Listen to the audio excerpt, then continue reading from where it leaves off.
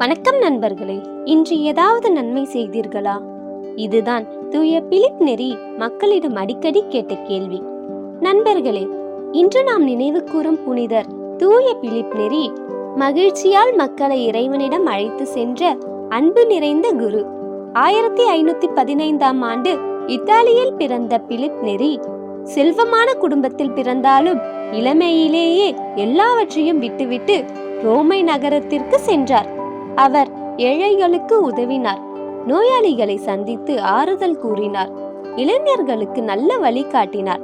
ஒரு நாள் மற்றவர்களை பற்றி தவறாக பேசிக் கொண்டிருந்த ஒரு பெண்மணிக்கு அவர் ஒரு பாடம் கற்று தந்தார். வாத்தின் இறகுகளை காற்றில் பறக்கவிட்டு இப்போது அவற்றை திரும்ப சேகரி என்றார்.